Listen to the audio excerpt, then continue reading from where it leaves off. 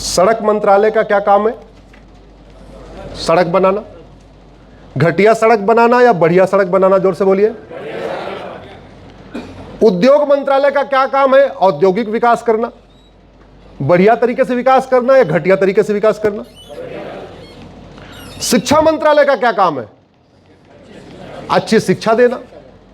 तो विदेशी शिक्षा देना या भारतीय शिक्षा देना? सही इतिहास पढ़ाना या झूठा इतिहास पढ़ाना?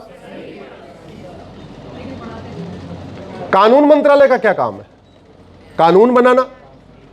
अच्छा कानून बनाना या घटिया कानून बनाना? संस्कृति मंत्रालय का क्या काम है? भारत की संस्कृति को मजबूत करना। तो संस्कृति कैसे मजबूत होगी? उसके लिए कुछ नीतियां लागू करनी पड़ेगी। धर्मांतरण से भारत की संस्कृति मजबूत होती है कमजोर होती? जोर से बोलिए जरा। और घर वापसी से भारत की संस्कृति मजबूत होगी या कमजोर होगी? तो भारत की संस्कृति मंत्रालय का काम क्या है? घर वापसी कराना। संस्कृति मंत्रालय काम मेला लगाना नहीं है जगह जगह। क्या काम है उसका?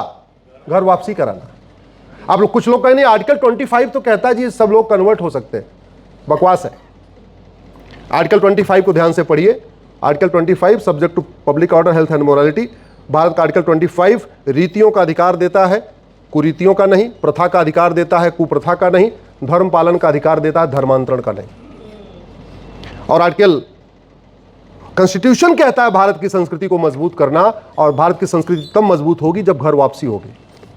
बहुत सारी समस्याओं का समाधान घर वापसी के जरिए हो सकता है। हमारे देश में एक दुर्भाग्य है, अपना घर बनाना होता है नौकरशाहों को, बाबुओं को, जो कानून का ड्राफ्ट बनाते हैं। अपना घर बनाना होगा तो 10 आर्किटेक्ट से बात करेंगे, कम से कम 10 घर देख के आएंगे, और किसी एक आर्किटेक्ट की बात भी नहीं मानेंगे, किसी एक के घर की नकल भी नहीं करेंगे। 10 घर में किसी एक के घर की ड्राइंग रूम की नकल करेंगे, एक के घर की बेडरूम की नकल करेंगे, एक के घर के इंटीरियर की नकल करेंगे, एक घर के किचन की नकल करेंगे, और कोशिश क्या होगी? मेरा घर सर्वोत्तम घर बने। ये एफर्ट होता है कि नहीं? ये सबका एफर्ट होता है। बाबुओं को तो मैंने ऐसे कह दिया, ये हमारा आपका भी एफर्ट होता है। अगर हम घर बनाते हैं तो 10 घर देखते हैं, कोशिश होती है कि हमारा घर सबसे अच्छा बन जाए। लेकिन ये बाबू जब भारत के लिए कानून का ड्राफ्ट बनाना शुरू करते हैं तो एसी के कमरे में बैठे बैठे वहीं कॉफी पी के ड्राफ्ट बना देते हैं। देखते ही नहीं है कि दुनिया में चल क्या रहा है। अरे कानून बनता किस लिए? समस्या समाधान करने के लिए।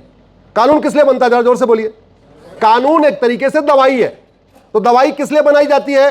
बीमारी ठीक करने के लिए। तो अगर कोई आप कानून बना रहे हो, इसका मतलब कोई बीमारी ठीक करने के लिए बना रहे हो।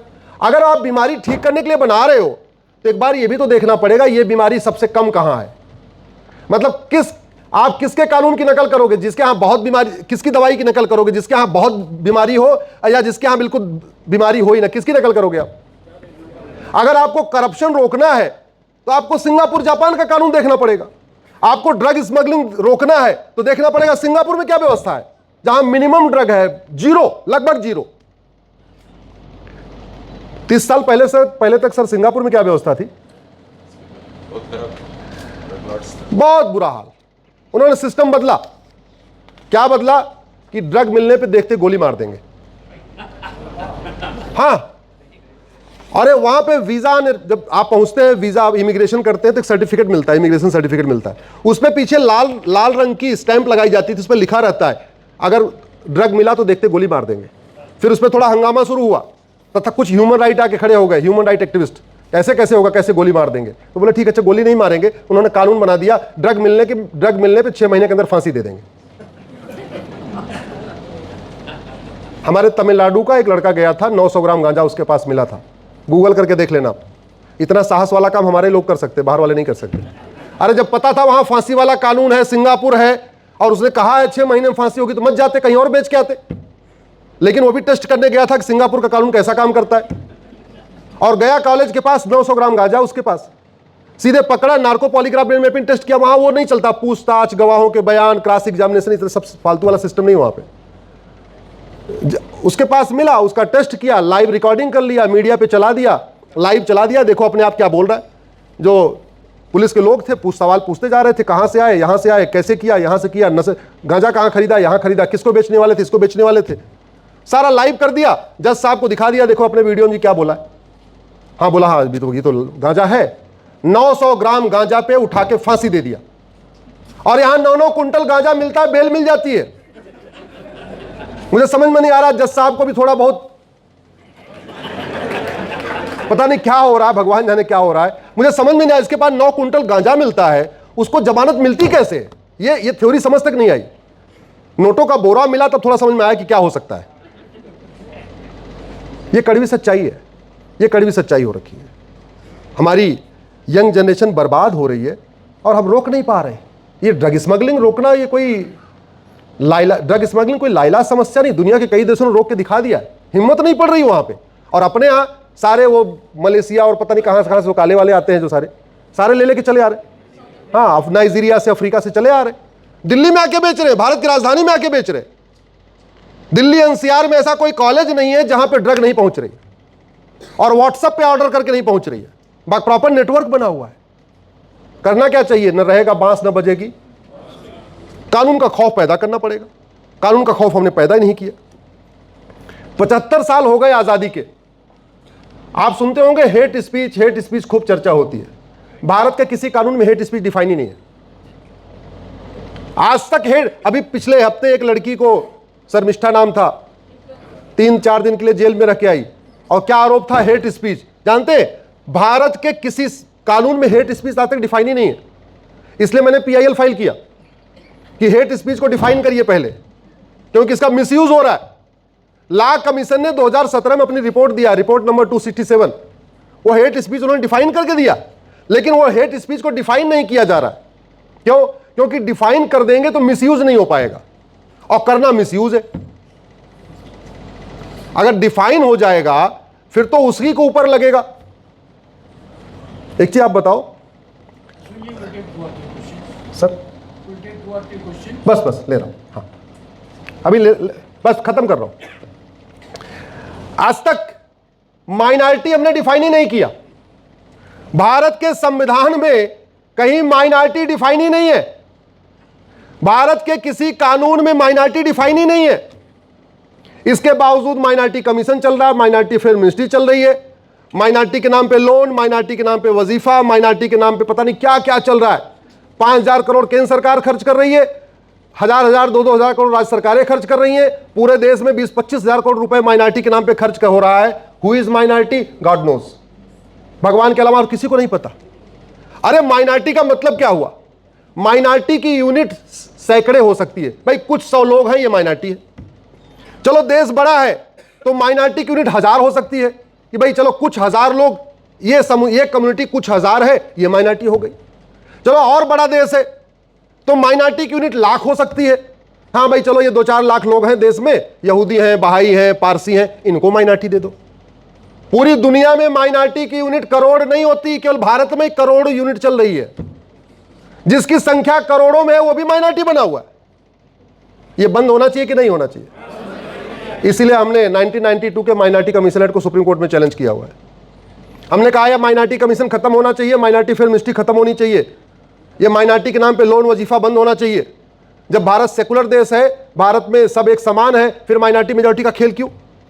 और इस बाबूजी इस माइनॉरिटी के चक्कर में कन्वर्जन हो रहा है। भारत में स्टेट स्पॉन्सर्ड कन्वर्जन हो रहा है माइनॉरिटी के नाम पे। झुग्गी में रहने वाले सारे गरीब, झुग्गी नंबर 1 में 1000 रुपए वजीफा जा रहा है, झुग्गी नंबर 2 में 1000 रुपए वजीफा जा रहा है, झुग्गी नंबर 3 में हिंदू है, उसको वजीफा मिल ही नहीं रहा। वो लड़ता है, अरे हमको वजीफा क्यों नहीं दे रहे? बोले काम करो, रिलीजन वाले कॉलम में क्रिश्चियन लिख लो, तुम्हें वजीफा मिल जाएगा।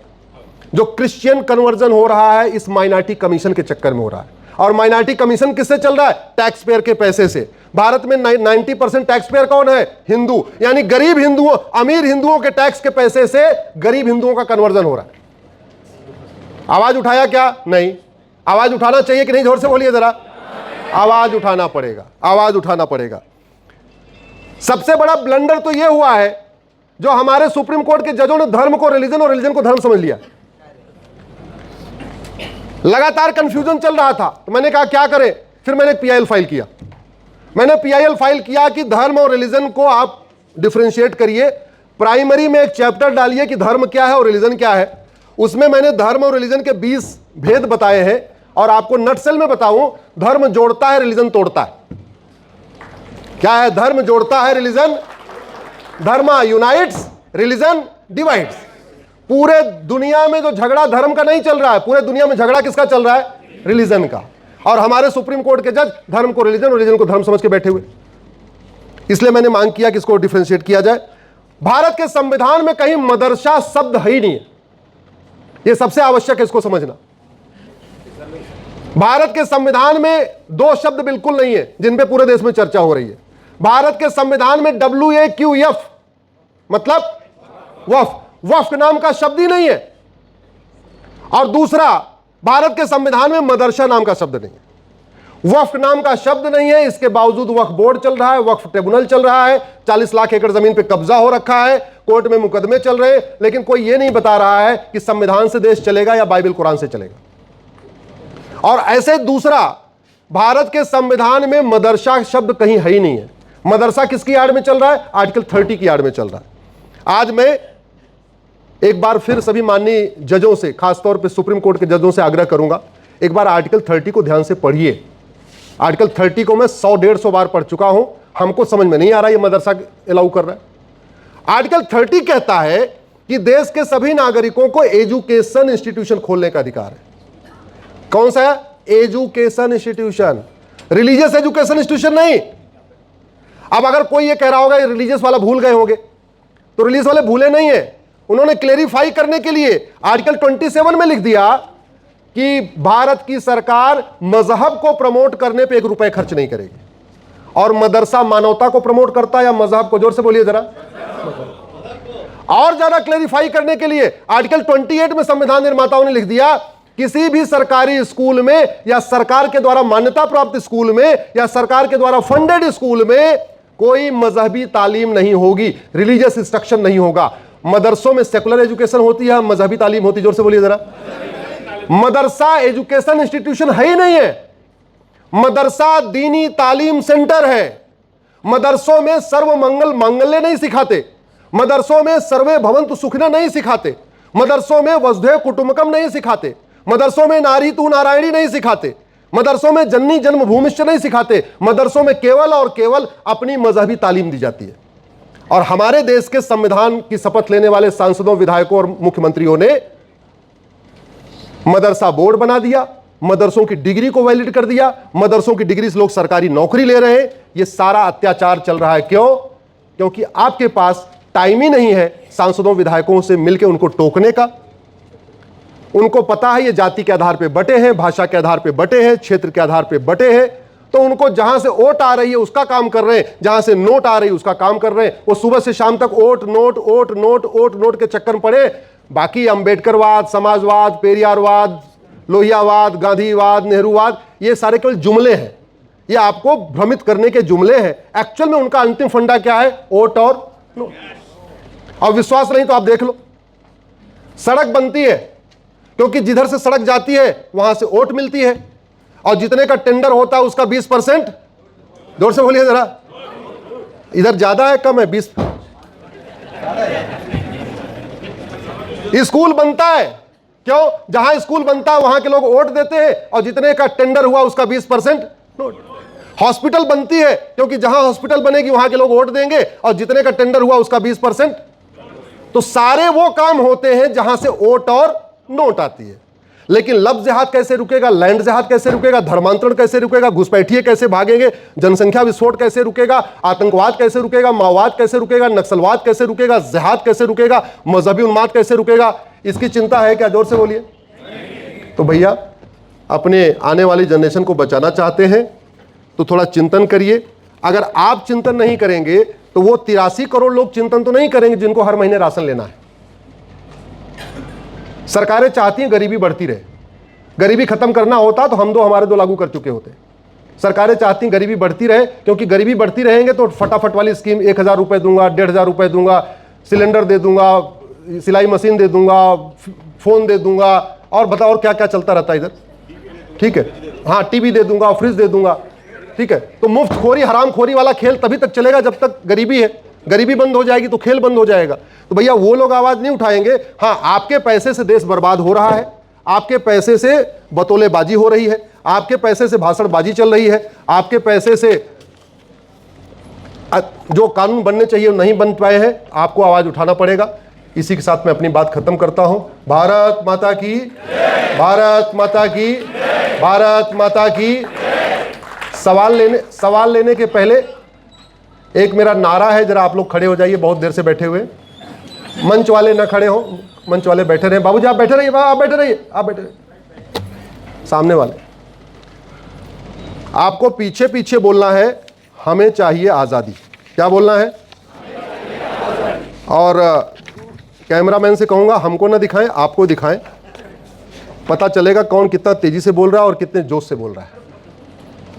हाथ यूं करके बोलना है, गुलामी के नाम से, गुलामी के निशान से, गुलामी की कुरीतियों से, गुलामी की कुप्रथाओं से, गुलामी की शिक्षा व्यवस्था से, गुलामी के झूठे इतिहास से, गुलामी की पुलिस व्यवस्था से, गुलामी की प्रशासनिक व्यवस्था से, गुलामी की न्यायिक व्यवस्था से, गुलामी की चुनाव व्यवस्था से, गुलामी की टैक्स व्यवस्था से, गुलामी की व्यापार व्यवस्था से, लब जहाज लैंड जहाज से, ड्रग जहाज पौंड जहाज से, रोहिंग्या बांग्लादेशी घुसपैठियों से, धर्मांतरण कराने वाले मिशनरियों से, मजहबी नियम कानूनों से, मजहबी बोर्ड और ट्रिब्यूनल से, मजहबी आयोग और मंत्रालय से।